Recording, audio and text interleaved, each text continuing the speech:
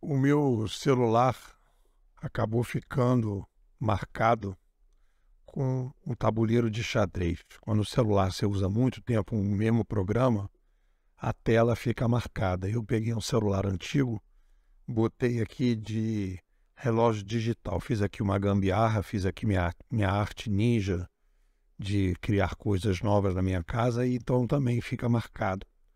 E eu tenho jogado muito xadrez, joguei xadrez numa época.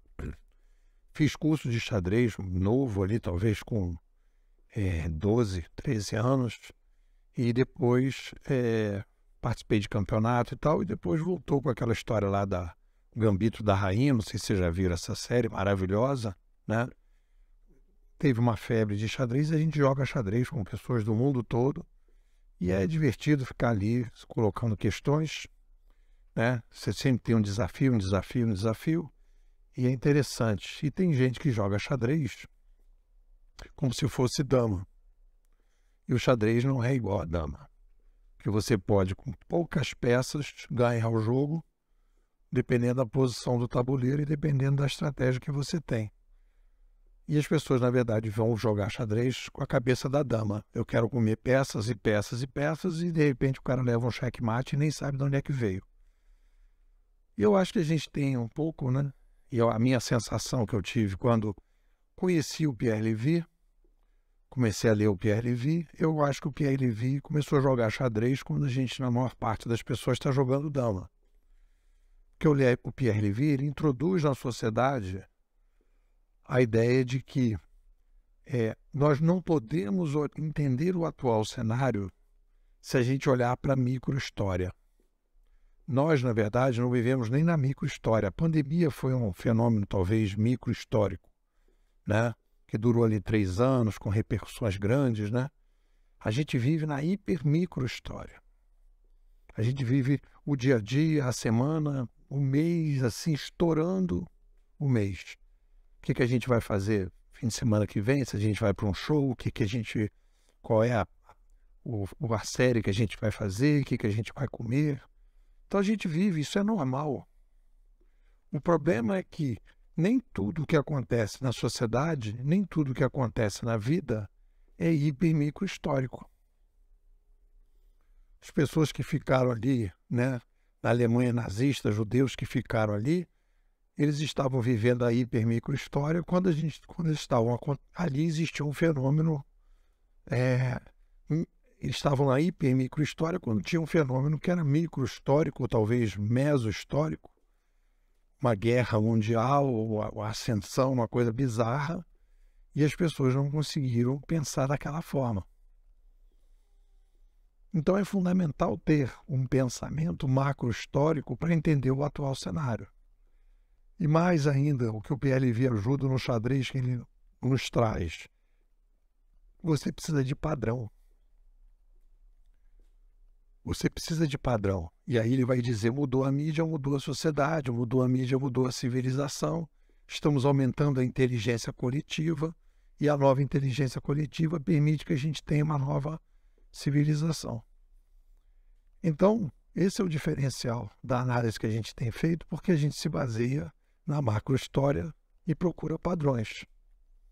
Então, quando a gente vai fazer análise, né, dessa crise que o Klitschko, que é um autor americano mais percepcionista do que padronista, mas ele tem grandes insights, eu gosto dele, né? Ele diz, não temos um problema de excesso de informação, mas de filtros. Então ele coloca a posição, ele inverte. O excesso de informação é uma coisa que você não pode ficar lutando contra, isso já existe. Vamos se concentrar no que a gente pode resolver, que são os filtros.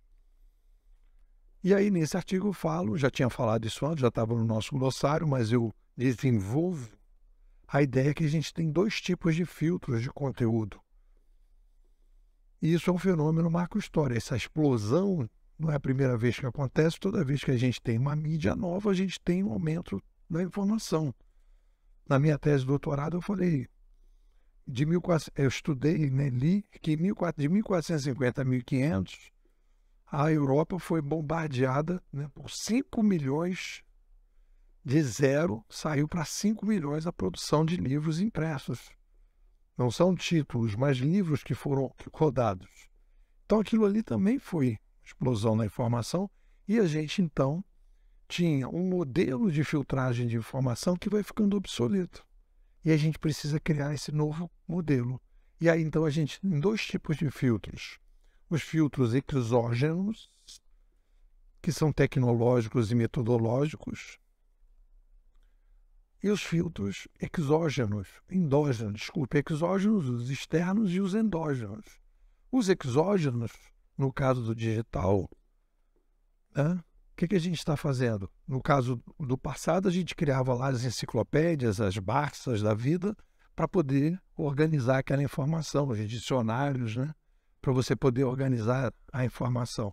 E agora a gente está criando, né?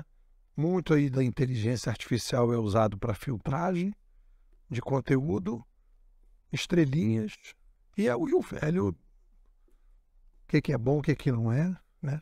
A gente hoje tem uma conexão, as pessoas fazem conexões, e aí você tem grupos pelo Zap, né, de compra, de venda, de indicação, de médico, né, dos amigos. Então você tem uma série de filtros que você vai criando, que são os filtros exógenos, muitos deles feitos pelos tecnólogos. E o mais difícil são os filtros endógenos. E aí tem um papel fundamental dos educadores. Tem uma frase do Taleb que eu acho bastante pertinente e eu acho que nos leva aí à nossa questão, que ele diz o seguinte: o problema está na estrutura de nossas mentes. Não aprendemos leis, apenas fatos, né? Eu diria, e aí eu falo, né? A forma de pensar do Sapiens 1.0 era mais percepcionista e a do Sapiens 2.0 precisa ser mais padronista, né? As nossas mentes, elas precisam trabalhar mais com padrões e não com fatos, porque a gente está vivendo um aumento radical, exponencial da diversidade. E antigamente a gente tinha, né, os intermediadores do conteúdo, de alguma maneira definiam como a gente deveria entender a sociedade, como a gente deveria ser um sapiens muito mais massificado. A gente está tendo a explosão por uma necessidade sistêmica da diversidade. A gente precisa ser mais participativo e, para isso, a gente precisa lidar com a informação de forma mais padronista do que percepcionista. É o desafio dos educadores 2.0. É isso. O que vocês dizem? Como é que eu faço depois? Como é que eu estou fazendo aqui no curso? O tempo que eu tenho, que eu dedico aqui ao Bimodais, é de manhã, quando eu estou indo para o trabalho, no carro, eu coloco os áudios que você posta e vou ouvindo.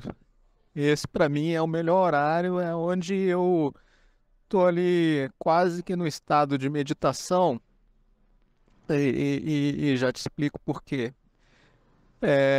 Uma das minhas graduações foi em filosofia, né? E foi o período acadêmico, eu diria que talvez eu tenha mais me deliciado, mais do que engenharia, mais até do que o meu mestrado. Filosofia foi um deleite total.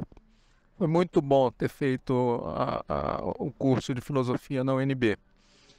E eu vejo, como é que eu vejo o seu curso? Vejo os seus áudios, o que você posta, praticamente como uma filosofia, uma psicologia, um misto das duas coisas da inovação. Então, eu aproveito por aí, né? Assim, esse é o aprendizado que eu tenho e é onde eu me delicio com os áudios, né?